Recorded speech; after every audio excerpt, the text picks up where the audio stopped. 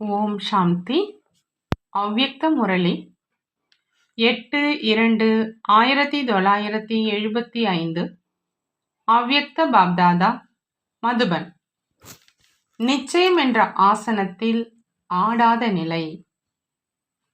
பாப்தாதா கேட்குறாங்க, அனைவரும் தன்னை நிச்சயம் என்ற ஆசனத்துல அமர்ந்திருப்பதாக அனுபவம் செய்றீங்களா அப்படின்னு.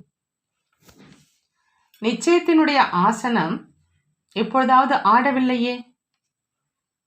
எந்த விதமான பாதக சூழ்நிலை அல்லது இயற்கை அல்லது யாராவது நபர் நிச்சயத்தினுடைய ஆசனத்தை எவ்வளவுதான் அசைக்க முயற்சி செஞ்சாலும் அவங்களால அசைக்க முடியாத அளவு அப்படின்னு அந்த மாதிரி ஆடாத அசையாத ஆசனமாக இருக்குதா? நிச்சயத்தினுடைய ஆசனத்துல எப்பொழுதும் ஆடாமல் இருக்கிறவங்க தான் நிச்சய புத்தி உள்ள வெற்றி அடைகிறவங்க அப்படின்னு வர்ணனை செய்யப்படுறாங்க. அப்படி ஆடாமல் இருப்பதற்கான அடையாளம் ஒவ்வொரு எண்ணம், வார்த்தை மற்றும் காரியத்துல எப்பொழுதும் வெற்றியுடையோர். அந்த மாதிரி வெற்றி ரத்னம் என்று தன்னை அனுபவம் செய்றீங்களா? எந்த ஒரு விஷயத்திலும் அசைபவர்களாக இல்லையே. எப்பொழுதாவது எந்த விஷயத்திலும் குழப்பம் ஏற்பட முடியும் அல்லது எந்த விதமான எண்ணமும் உருவாக முடியும் அப்படின்னு யார் நினைக்கிறாங்களோ அந்த மாதிரி முயற்சி செய்கிறவங்க கையை உயர்த்துங்க. அந்த மாதிரி யாராவது உங்கள இருக்கிறாங்களா? ஆம், அந்த மாதிரி நடக்க முடியும் அப்படின்னு யார் நினைக்கிறீங்க? ஒருவேளை கையை உயர்த்தல அப்படின்னா பெரிய கடுமையான சோதனை வரப்போகுது. பிறகு என்ன செய்வீங்க? ஏதாவது கடினமான சோதனை வந்து அதில் அனைவருமே தேர்ச்சி பெறுபவர்களாக இருக்கீங்க அப்படின்னா சோதனைக்கான தேதியை அறிவிக்கலாமா? அனைவரும் அந்த மாதிரி தயாராக இருக்கீங்களா? பின்பு அந்த நேரம் இந்த விஷயத்தையும் புரிஞ்சிக்கல, யோசிச்சிருக்கவும் இல்லை. இது ஏதோ புதிய விஷயம் வந்துருச்சு அப்படி சொல்ல மாட்டீங்களே. எந்த விஷயங்களை சம்பவம் நடக்கக்கூடும் அப்படின்னு நினைக்கிறீங்களோ அது அசம்பவத்தினுடைய ரூபத்துல சோதனையாகி வரும். பிறகும் ஆடாமல் இருப்பீங்களா? இதுதான் நிச்சயத்தினுடைய பரீட்சை. நிச்சய புத்தி உடையவங்களாக ஆவதற்காக முக்கியமா 4 விஷயங்கள் இருக்கு. 4லுமே முழுமையான சதவிகிதம் வேணும். அந்த 4 விஷயங்களை தெரிந்தும் இருக்கிறீங்க, மேலும் அதன்படி நடந்து கொண்டும் இருக்கிறீங்க. முதல் விஷயம், தந்தை மேல் நிச்சயம். தந்தை யாராக இருக்கிறார், எப்படி இருக்கிறார், எந்த சொரூபத்துல தன்னுடைய பங்கை செஞ்சிட்டு இருக்கிறார், அதை அப்படியே தெரிஞ்சுக்கிறது மற்றும் ஏற்றுக்கொள்வது. தந்தை மூலமாக பிராப்தியாக இருக்கும் ஞானத்தை அனுபவம் மூலமாக தெளிவாக தெரிந்து கொள்வது மற்றும் ஏற்றுக்கொள்வது இரண்டாவது விஷயம்.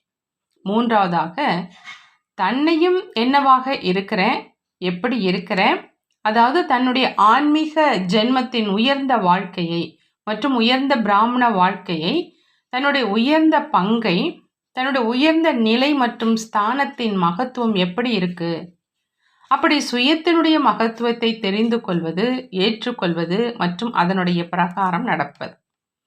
நான்காவதாக, தற்சமயத்து உயர்ந்த புருஷோத்தம நன்மை செய்யும் உயரும் கலையினுடைய நேரத்தை தெரிந்து கொள்வது மற்றும் தெரிந்து கொண்டு ஒவ்வொரு அடியையும் எடுத்து வைப்பது.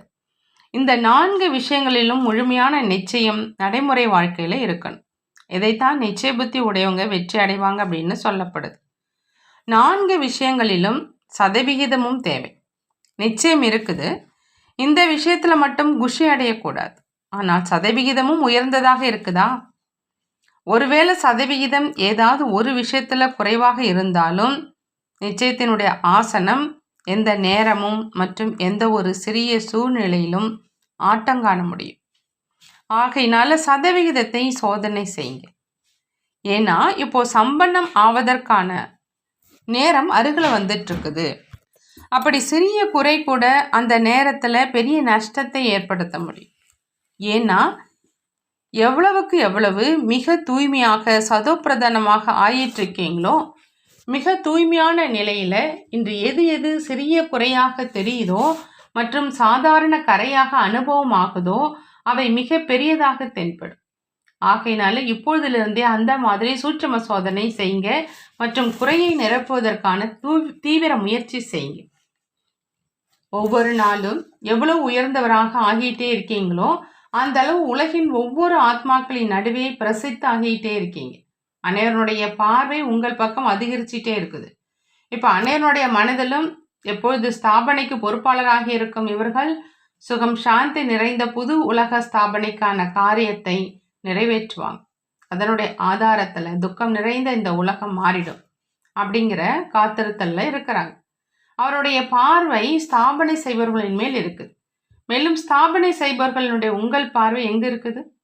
தன்னுடைய காரியங்களையே மூழ்கி இருக்கீங்களா அல்லது விநாசம் செய்பவர்களினுடைய பக்கம் பார்வை வச்சிருக்கீங்களா?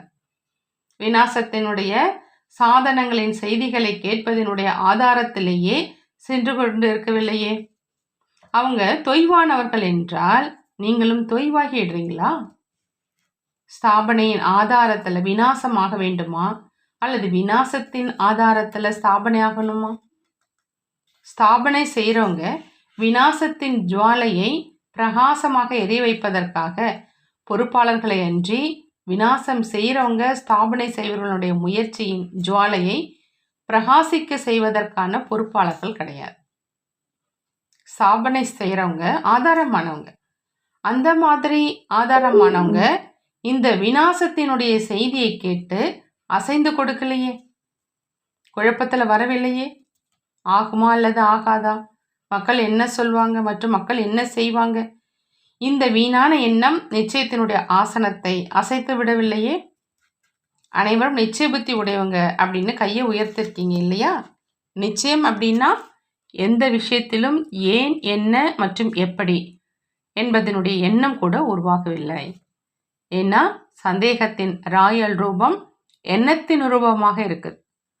சந்தேகம் இல்லை, ஆனால் எண்ணம் உருவாகுது அப்படின்னா அந்த எண்ணம் எதனுடைய வம்சத்தின் அம்சமாகும். நல்லது. ஓம் சாந்தி.